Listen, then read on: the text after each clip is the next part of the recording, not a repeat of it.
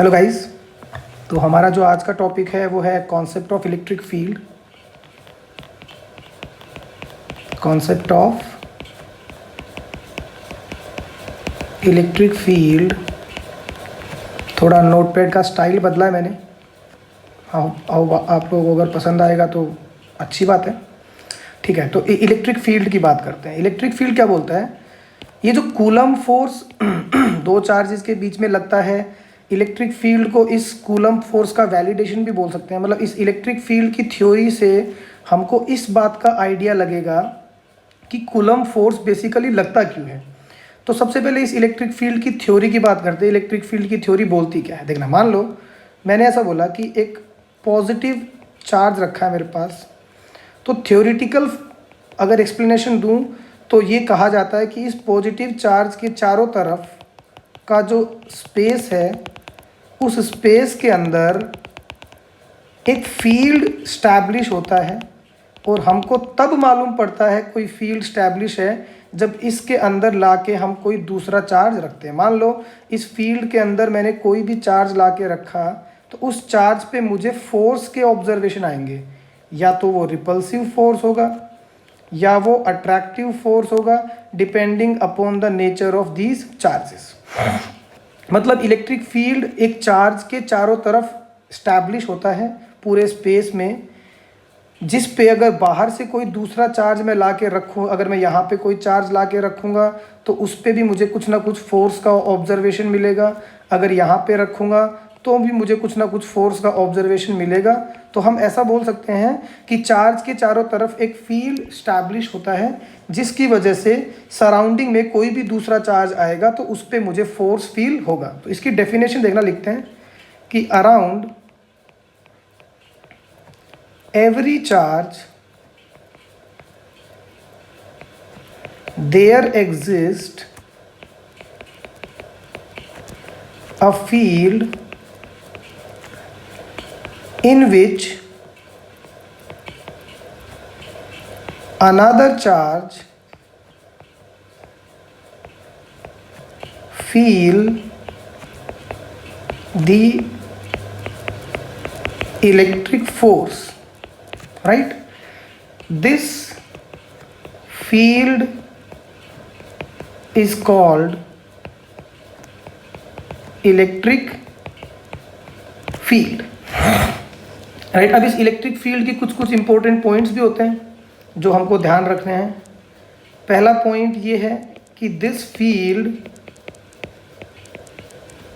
Is extended up to infinity. मतलब इस charge की लोकेशन से ये जो फील्ड है ये इनफाइनाइट तक स्प्रेडेड रहता है। हालांकि इस फील्ड की स्ट्रेंथ डिस्टेंस के साथ साथ बदलती रहती है, लेकिन हाँ, इस फील्ड के कुछ ना कुछ नेग्लिजिबल या फिर कंसीडरेबल ऑब्जर्वेशन इनफाइनाइटी, मतलब इनफाइनाइट डिस्टेंस तक हमको मिलते रहते हैं। बात समझ में आ रही है? ओके, सेकेंड देखना, charge cannot apply force on itself due to its own field। मतलब चार्ज अपने खुद के फील्ड की वजह से, जैसे मैंने बोला ये वाला चार्ज है, ये अपने खुद के फील्ड की वजह से अपने आप पे कभी फोर्स नहीं लगाएगा। ये चार्ज हमेशा फोर्स इस नेबरिंग पे लगाएगा। मतलब इसके फील्ड में जो भी चार्ज तुमको ऑब्जर्व होते हुए मिलेंगे, उस चार्ज पे तुम्हें फोर्स मिलेगा। खुद के फील्ड की वजह से ये कभी भी उस दूसरे पे फोर्स नहीं लगाएगा। ये बात तुमको समझ में आती है? ठीक है, नेक्स्ट स्लाइड पे बढ़ते हैं। नेक्स्ट जो टॉपिक है हमारे पास, that is intensity of electric field. ये थोड़ा सा इंटरेस्टिंग टॉपिक है, देखना। एक्चुअली मैथमेटिकल कैलकुलेशन है। अब ये intensity of electric field basically एक पैरामीटर है to calculate the strength of field at a point, मतलब किसी एक पॉइंट पे उस चार्ज की वजह से जो फील्ड प्रोड्यूस हुआ है उसकी स्ट्रेंथ कितनी है, उस स्ट्रेंथ का पैरामीटर है ये इंटेंसिटी ऑफ इलेक्ट्रिक फील्ड। इसको हम ई वेक्टर से डिनोट करते हैं। ई वेक्टर का मतलब ऑब्वियस ही बात है ये एक वेक्टर क्वांटिटी है, चाहो तो हम साइड में लिख भी देते हैं कि this is a vector quantity. अब देखना कैसे डिफाइन करते हैं इसको। मान लो ये एक चार्ज है जिसके फील्ड को मुझे स्टडी करना है, प्लस क्यू लिख दिया मैंने। सबसे पहली बात तो इसको हम क्या कहेंगे, सोर्स चार्ज। बहुत आराम से हम सारे टॉपिक को एक एक करके डिस्कस करेंगे, टेंशन लेने की ज़रूरत नहीं है, ठीक है। तो मान लो मुझे इसकी वजह से इस पॉइंट P पे इलेक्ट्रिक फील्ड की स्ट्रेंथ का ऑब्जर्वेशन लेना है, राइट। तो यहाँ पे मैं एक चार्ज ला के रखूँगा। मान लो मैंने यहाँ पे कोई चार्ज ला के रखा, इस चार्ज को बोला मैंने Q नॉट, इसका नाम दूंगा मैं टेस्ट चार्ज, ठीक है। साइड में छोटे छोटे काम के पॉइंट्स भी मैं लिखता रहता हूँ। अब देखो है तो दोनों चार्ज ही, एक सोर्स चार्ज है जिसके फील्ड को मैं स्टडी करना चाह रहा हूँ, एक टेस्ट चार्ज है जिसको मैंने उस पॉइंट पे रखा है जहाँ मुझे सोर्स चार्ज के फील्ड को स्टडी करना है। क्लियर। अब कॉन्सेप्ट ये बोलता है कि भाई ये Q नॉट भी तो चार्ज ही है, राइट, और ये Q भी चार्ज ही है। फील्ड तो दोनों प्रोड्यूस करेंगे, क्योंकि ये तो हमने पिछले स्लाइड पे सीखा है कि भाई किसी भी चार्ज की वजह से हर पॉइंट पे फील्ड का ऑब्जर्वेशन आता है। लेकिन अगर मैं इसको फील्ड में ले आया Q नॉट को, तो सराउंडिंग में अगर मुझे इसके फील्ड का ऑब्जर्वेशन चाहिए, इस सोर्स चार्ज के फील्ड का ऑब्जर्वेशन चाहिए, तो इस Q नॉट की प्रेजेंस की वजह से मुझे इस Q के फील्ड का ऑब्जर्वेशन एक्यूरेटली नहीं मिल पाएगा, क्योंकि इसका फील्ड भी उसको इंटरप्ट करेगा। ये बात तुमको समझ में आ रही है कि Q का फील्ड भी इस जो टेस्ट चार्ज का फील्ड है ये भी इस Q के फील्ड को इंटरप्ट करेगा।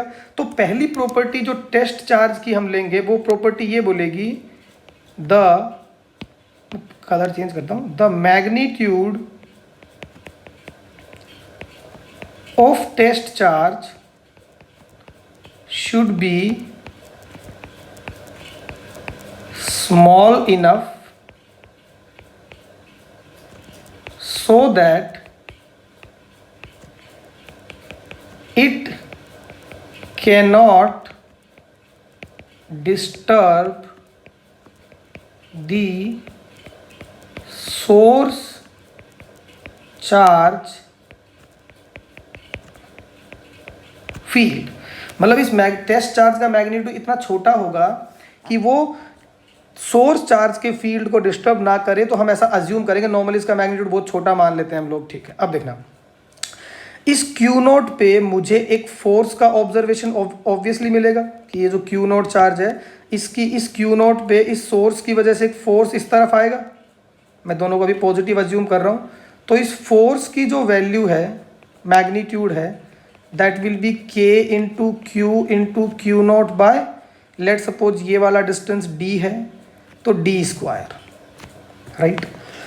अब जिस चीज़ को हम इलेक्ट्रिक फील्ड इंटेंसिटी बोलते हैं ना, that electric field intensity is basically defined as force per unit test charge, per unit test charge, right. मतलब इस टेस्ट चार्ज पे लगने वाला force per unit magnitude of test charge is defined as electric field intensity, तो it will be written as KQ by D square. क्या तुमको मेरी बात समझ में आई? यहाँ पे मैंने एक पॉइंट चार्ज की वजह से या फिर एक पॉइंट सोर्स चार्ज की वजह से किसी पॉइंट P पे इलेक्ट्रिक फील्ड का मैग्नीट्यूड कैलकुलेट किया। अब कुछ कुछ बातें करते हैं काम की। बातें ये हैं, बात ये है कि मैं अगर ऐसा बोलूं कि भाई intensity is defined as, intensity is defined as force per unit test charge, clear. Next slide पे तुमको समझाता हूँ। नेक्स्ट पॉइंट ये है कि भाई ये जो इंटेंसिटी है इसको मैंने force per unit charge define किया है। तो इस चार्ज को, इस क्यू नोट को, एक तो पहली कंडीशन ये कि मुझे बहुत स्मॉल रखना है, राइट। दूसरा, फोर्स पर यूनिट चार्ज है ना, तो ऐसा भी तो मैं कर सकता हूं कि भाई ये जो टेस्ट चार्ज है इसको यूनिट चार्ज ही मान लूं। तो अगर मैं यूनिट चार्ज मान लूंगा तो इस क्यू नोट की वैल्यू क्या हो जाएगी, वैसे ही क्या हो जाएगी 1। उस केस में भी हमारा ऑब्जर्वेशन सही आएगा ना। तो कुछ कुछ बुक्स में तुमको टेस्ट चार्ज का मैग्नीट्यूड क्यू नोट मान के बहुत स्मॉल कहा मिलता है, और कुछ कुछ बुक्स में उस टेस्ट चार्ज को एक यूनिट पॉजिटिव चार्ज रखा जाता है, क्योंकि ये टेस्टिंग के काम आ रहा है। बेसिकली इसका काम उस इलेक्ट्रिक फील्ड की स्ट्रेंथ को टेस्ट करना है, राइट। तो ये बोल सकता हूं मैं कि the test charge is generally very small and a unit charge। ये बात तुम बोल सकते हो। सोर्स चार्ज की वैल्यू नॉर्मली इससे ज़्यादा हमको माननी ही पड़ेगी, नहीं तो ऑब्जर्वेशन में थोड़ी गड़बड़ आ जाएगी। ठीक है, नेक्स्ट पॉइंट। अब हमने इलेक्ट्रिक फील्ड इंटेंसिटी का मैग्नीट्यूड तो कैलकुलेट कर लिया, KQ/D² 4 point charge, right. Specifically 4 point charge, I am not talking about some other charges. अब डायरेक्शन की कैसी बात करें, क्योंकि वो है तो वेक्टर ना। ये जो टेस्ट चार्ज है उसे, सॉरी ये सोर्स चार्ज है, इसकी वजह से इलेक्ट्रिक फील्ड एक वेक्टर है। तो उस वेक्टर को डिफाइन करने के लिए हम क्या बोलते हैं, बहुत इंटरेस्टिंग बात तुमको बता रहा हूँ, हमेशा दिमाग में रखनी है कि हमारा एक कन्वेंशन है। Conventionally we assume the test charge to be positive always. मतलब आने वाले टाइम में किसी भी इलेक्ट्रिक फील्ड के स्ट्रेंथ की या फिर इलेक्ट्रिक पोटेंशियल की या फिर कहीं भी टेस्ट चार्ज की बात करी जाएगी ना, कि हम टेस्टिंग के लिए चार्ज को रख रहे हैं, तो तुमको हमेशा पॉजिटिव लेना है, बहुत स्मॉल लेना है, या फिर यूनिट पकड़ लेना। पॉजिटिव हमेशा ही मानना, क्योंकि हमारे इलेक्ट्रोस्टैटिक्स की या फिर फील्ड की, इलेक्ट्रोडायनामिक्स की सारी थ्योरी इसी कन्वेंशन के ऊपर बेस्ड होगी आगे जाके। नहीं तो तुम अगर नेगेटिव मानोगे तो ऐसा होगा कि तुम्हारे आंसर मेरे आंसर से क्या हो जाएंगे, अलग। गलत तुम भी नहीं होगे, गलत मैं भी नहीं होऊंगा, लेकिन हमारे इलेक्ट्रोस्टैटिक्स के जो बाय डिफॉल्ट आंसर आते हैं उनसे तुम्हारा एक माइनस का फर्क हमेशा रहेगा, राइट। अब ये पॉजिटिव चार्ज क्या गुल खिलाएगा वो देखना। मान लो ये मेरा सोर्स चार्ज है, यहाँ पे मुझे r डिस्टेंस पे एक यूनिट पॉजिटिव चार्ज रखा, तो टेस्ट चार्ज तो मेरा हमेशा पॉजिटिव होगा, और ये सोर्स चार्ज भी मान लो इस केस में पॉजिटिव है, तो इस पे फोर्स किस तरफ लग जाएगा, इस तरफ, आउटवर्ड्स। अगर इसको यहाँ रखोगे तो फोर्स किस तरफ लग जाएगा, आउटवर्ड्स। यहाँ इस तरफ रखोगे तो फोर्स किस तरफ लग जाएगा, आउटवर्ड्स। इसका मतलब एक पॉजिटिव चार्ज के लिए इलेक्ट्रिक फील्ड की जो डायरेक्शन है वो रेडियली क्या होगी, आउटवर्ड। लेकिन एक बात का ध्यान रखना, अभी जो बातें हो रही हैं वो बस पॉइंट चार्ज के लिए ही हो रही हैं। अगर मान लो यहाँ पे इसी की जगह कोई मुझे ऐसा बोल दे कि भाई नेगेटिव सोर्स चार्ज लिया तूने -Q, तो ऑब्वियस ही बात है टेस्ट चार्ज पे अब फोर्स किस तरफ लगेगा, इनवर्ड्स। इसका मतलब इसके लिए यूनिट पॉजिटिव चार्ज के लिए जो इलेक्ट्रिक फील्ड की डायरेक्शन है वो क्या हो जाएगी, रेडियली इनवर्ड्स। हाँ या ना, the direction of electric field for a unit positive charge will be radially inwards. लेकिन ये आया कहाँ से, वो बेसिकली उस टेस्ट चार्ज पे लगने वाले फोर्स की डायरेक्शन ही है, और टेस्ट चार्ज को मैंने स्मॉल लिया है, यूनिट पॉजिटिव लिया है, क्लियर। तो यहाँ से मैं इलेक्ट्रिक फील्ड की डायरेक्शन निकाल लूंगा, और इलेक्ट्रिक फील्ड का जो मैग्नीट्यूड होगा that will B KQ upon में D², जहाँ पे D क्या होगा, उस पॉइंट चार्ज से डिस्टेंस। लेकिन ये जो फॉर्मूला है, ये formula will always true for a unit, sorry unit नहीं, for a point source charge, for a point source charge, clear. आओ चलिए थोड़ा आगे। मान लो अब नेक्स्ट बात करते हैं, एक बहुत इंटरेस्टिंग पॉइंट है, ये एक इंपॉर्टेंट पॉइंट बोल देता हूँ। जिस भी टॉपिक का मैं नाम लिख नहीं पाता हूँ, मैं हमेशा उसे इंपॉर्टेंट पॉइंट का नाम देता हूँ। इनफैक्ट जब भी क्लासरूम में हम फिजिक्स पढ़ाएंगे, लाइव क्लास या फिर फिजिकल क्लास में फिजिक्स पढ़ाते हैं, मैं तो इस चीज़ को प्रीफर करता हूँ कि आप टॉपिक का नाम थोड़ा सा बच्चों को जितना कम बताओगे ना, उतना ज़्यादा वो फिजिक्स को इंटरेस्टिंगली समझ पाएंगे। इसका रीज़न ये है कि कुछ कुछ बच्चे चैप्टर के नाम से घबरा जाते हैं कि आज हम स्टार्ट करेंगे मैकेनिक्स। कुछ कुछ लोगों के दिमाग में पहले से फोबिया होता है, मुझे मैकेनिक्स नहीं आता, तो पढ़ ही नहीं पाता। चुपके से पढ़ा दो, अच्छे से समझा दो, फिर लास्ट में बोल दो ये जो है न्यूटन का थर्ड लॉ था, ये न्यूटन का सेकंड लॉ था। तो इसी तरह से पढ़ाना चाहिए। लेकिन देखो, मान लो मैं अगर ऐसा बोलूं कि कोई ऑब्जेक्ट है मेरे पास जो कि पॉइंट चार्ज नहीं है, एक थ्योरेटिकल कॉन्सेप्ट की बात कर रहा हूं जो बहुत काम आएगा। इस पे क्या चार्ज है, वो कोई गिवन वैल्यू है, लेकिन मान लो इसकी वजह से किसी इस पॉइंट P पे, इस पॉइंट पे फील्ड तो होगा, फील्ड का ऑब्जर्वेशन तो होगा ही ना। वो कैसे निकालेंगे फील्ड का ऑब्जर्वेशन? यहां पे मैं कोई Q0 टेस्ट चार्ज रखूंगा, राइट?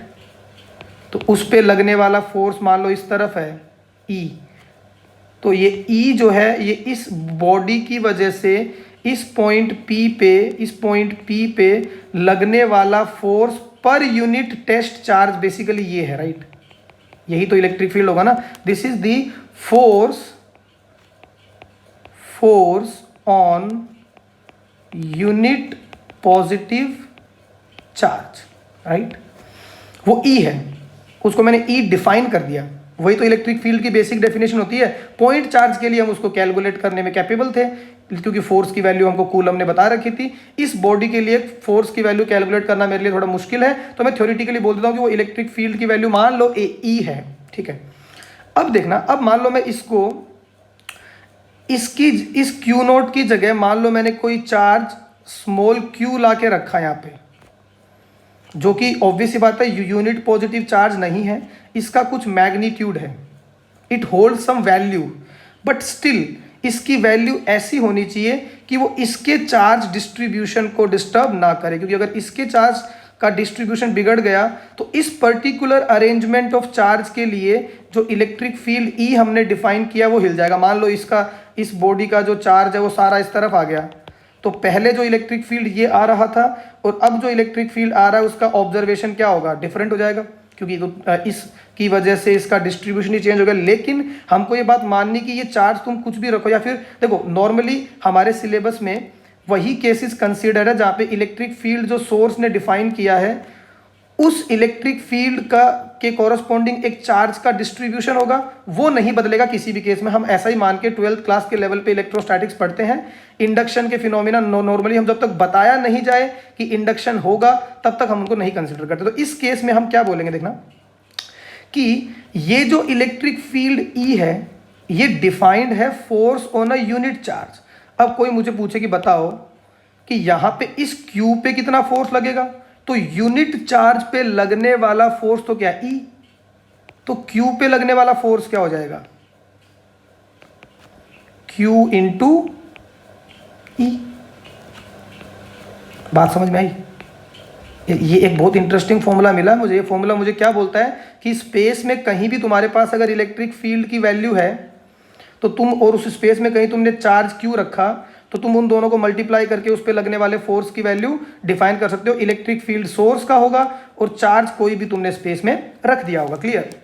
अब कुछ कुछ बातें यहाँ पे ये है कि अगर ये चार्ज पॉजिटिव है तो फोर्स कहाँ लगेगा, इलेक्ट्रिक फील्ड की डायरेक्शन में, जैसे इस यूनिट पॉजिटिव पे रखा था। लेकिन अगर ये नेगेटिव है, ये तो अब टेस्ट चार्ज नहीं रहा ना, अब तो हमको इस पे फोर्स की कैलकुलेशन करनी है, तो उस पे फोर्स कहाँ लग जाएगा, ऑपोजिट। अब इस चीज को हम इस फॉर्मूले में ऐसे लिख देंगे, Q के साथ मैंने क्या लगा दिया, साइन। मतलब जो अगर पॉजिटिव है तो पॉजिटिव रखूंगा, नेगेटिव है तो नेगेटिव रखूंगा। और इलेक्ट्रिक फील्ड डिफाइन मैंने इस तरह से किया है। तो अगर मैं ऐसे बोलूं फॉर पॉजिटिव चार्ज, अगर चार्ज पॉजिटिव है तो फोर्स की वैल्यू क्या होगी, अगर चार्ज पॉजिटिव है तो इस फोर्स की वैल्यू क्या कही जाएगी, देखना, this force will B Q into E। इसका मतलब मैं यहां से ये बोल सकता हूं कि on positive charge, force will be along electric field, मतलब पॉजिटिव चार्ज पे जो फोर्स लगेगा वो इलेक्ट्रिक फील्ड की डायरेक्शन में लगेगा। सिमिलर चीज अगर मैं लिखूं for, if we want to define the things for negative charge, if we want to define the thing for negative charge, then the value of force will be minus of Q into E. इसका मतलब negative charge पे जो force लगेगा वो electric field के opposite direction में लगेगा। इसका मतलब यहाँ पे लिख दूँ force will be opposite to electric field. Magnitude दोनों केस में क्या रहेगा सेम। अगर कोई तुमको बोले what will be the magnitude of force, it would be charge into magnitude of electric field. In fact charge का भी हमें मैग्नीट्यूड ही लिखना है यहाँ पे। चार्ज को चेंज करोगे तभी फोर्स बदलेगा। इसका मतलब हमने क्या चीज़ सीखी यहाँ पे, हमने चीज़ ये सीखी कि भी पॉजिटिव चार्ज को एक बार पूरा ठीक से रिवाइज कर लेते हैं कि किसी भी चार्ज के चारों तरफ इनफाइनाइट स्पेस में इलेक्ट्रिक फील्ड होता है। वो खुद पे कभी फोर्स नहीं लगाता, हमेशा उसमें रखे हुए चार्ज पे फोर्स लगाता है। उसकी स्ट्रेंथ हम यूनिट पॉजिटिव टेस्ट चार्ज रख के कैलकुलेट करते हैं, राइट। और उसके टेस्ट चार्ज की भी कुछ प्रॉपर्टी है। आज के बाद जितने भी टेस्ट चार्ज की बातें करी जाएंगी वो सारी प्रॉपर्टी हमने डिस्कस कर ली। पॉइंट चार्ज के लिए इलेक्ट्रिक फील्ड इंटेंसिटी की वैल्यू हमने लिख ली। और किसी भी जगह पे अगर हमें इलेक्ट्रिक फील्ड की इंटेंसिटी मिल जाए, वहाँ पे रखे हुए चार्ज से मल्टीप्लाई करके हम इलेक्ट्रिक फील्ड की वैल्यू इलेक्ट्रिक फोर्स की वैल्यू कैलकुलेट कर सकते हैं। पॉजिटिव चार्ज के लिए इलेक्ट्रिक फोर्स इलेक्ट्रिक फील्ड की डायरेक्शन में लगेगा और नेगेटिव चार्ज के लिए इलेक्ट्रिक फोर्स इलेक्ट्रिक फील्ड के ऑपोजिट डायरेक्शन लगेगा। ये सारे बेसिक कॉन्सेप्ट इलेक्ट्रिक फील्ड की थ्योरी में हमने कवर किए हैं। बात समझ आ रही है। छोटा सा मैंने वीडियो लेक्चर बनाया ताकि तुम इलेक्ट्रिक फील्ड का बिहेवियर समझ जाओ। नेक्स्ट क्लास में हम डिफरेंट टाइप के जो सरफेस पे चार्ज डिस्ट्रीब्यूट होते हैं या फिर डिफरेंट टाइप के जो चार्ज डिस्ट्रीब्यूशंस होते हैं, लीनियर, वॉल्यूमेट्रिक, सरफेशियल, सबका एक एक करके इलेक्ट्रिक फील्ड का डिराइवेशन करने की हम कोशिश करेंगे। और सारे डिराइवेशन को basic rule, regulation, coulomb law, electric field की थ्योरी से हम उसको सोल्व करेंगे। बात समझ में आ रही है। उससे पहले चार्जेस का डिस्ट्रीब्यूशन क्या होता है वो भी थोड़ा पढ़ लेंगे। तो अगला लेक्चर थोड़ा लंबा चलेगा गाइस, ये थोड़ा छोटा है, छोटे में मैंने खत्म किया है। Thank you. और मेरी ऐप का लिंक है डिस्क्रिप्शन में। आप अगर मेरी क्लासेस वगैरह ज्वाइन करना चाहते हो, वीडियो को लाइक करना, शेयर तो बिल्कुल ज़रूर करना, लाइक और शेयर बिल्कुल करना। और कमेंट के अंदर मुझे ये भी बताना कि तुमको क्या चीज़ कम लग रही है और क्या वीडियो के अंदर अच्छा लग रहा है। सारी चीज़ें तुम कमेंट में करोगे तो मुझे अच्छा लगेगा, क्योंकि मेरा चैनल बिल्कुल नया है। मुझे इसको धीरे धीरे करके तुम लोगों के कमेंट के बेस पे ही इम्प्रूव करना, ताकि मैं तुमको और अच्छे से कंटेंट दे सकूँ, राइट। मैं बहुत जल्दी मेरे ग्लास बोर्ड को इंस्टॉल कर रहा हूँ और ग्लास बोर्ड का इंस्टॉलेशन होने के बाद हम ग्लास बोर्ड पर ही पढ़ेंगे क्लासें। अभी उसका काम चल रहा है, लॉकडाउन की वजह से रुका हुआ सब कुछ। तो पढ़ो इसको अच्छे से। Thank you guys.